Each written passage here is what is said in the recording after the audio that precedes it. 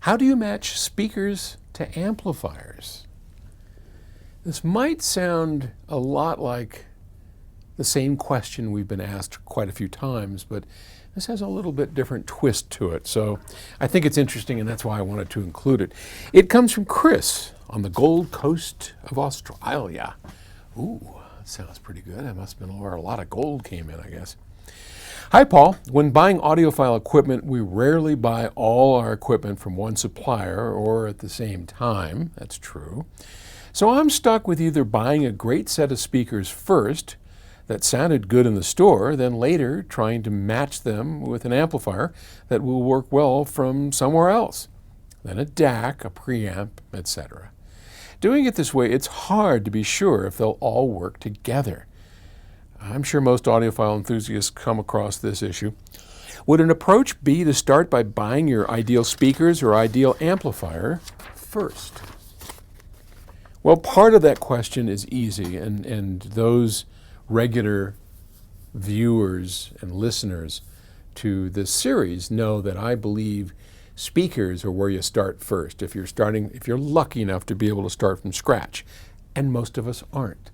Most of us have stuff and we add to it, or we switch and mix and match, and it's rare that we just wholesale clean the place out or start fresh. And whatever your situation is, it's always going to be a bit of a challenge, because today's dealers are just so different than when it used to be possible to go into a stereo store and have a knowledgeable salesperson guide you through the process and have everything available that you want. I mean, it's tough. And systems are synergy. It's all about synergy. If you don't have equipment that's synergistic with each other, that mate well, a sort of a highly resolving, somewhat dry, bright speaker mated with a rich, lush power amplifier that's vacuum tube based, and that combination makes the magic. You'll wind up with a mishmash and something very, unhappy. And this whole thing, not to get too far off base, but this whole thing is one of the reasons why PS Audio is committed to making our own speaker system and various levels of that, because at the end of the day, if we make everything from the wall socket to the eardrum, and you trust us and you like what we do, then it makes it pretty easy. You just pick your economic level and you buy a PS system. But that's rare. That's really rare. As he points out, typically what happens is we'll go to a dealer, or we'll read reviews, or we'll do whatever, and we'll find a pair of speakers or an amplifier that we really like, but that's in a system. And unless we take that whole system and that room and the setup skills to put that somewhere, we'll never duplicate that. So it's a real problem.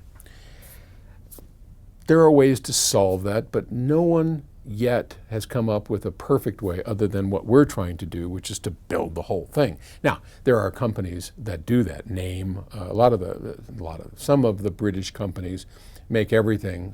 I think Lin makes speakers and amplifiers, and I think Name does as well. B&W sort of, they used to have their brand Class A, but that went defunct for their electronics. So very, very few companies make the whole kit and caboodle so you can buy into it, which I think ultimately is the way this is going to play out, and it's why we're, hooking up an entire system for our customers, because if you like what we like, if you like the musicality that we enjoy, that you hear on the IRS-5 when you come here and tour the place, when that happens, and you think people like you like things like we do, then it's a snap. Just which level do you want to purchase, and how do you do that? And we'll tell you if it's synergistic, and it all should be together. Bingo. So speakers first, if you possibly can. And one of the ways you can succeed in this is if you go to a dealer and you find a system that you like, right away you know those speakers are capable of delivering the goods for you, where the opposite isn't true.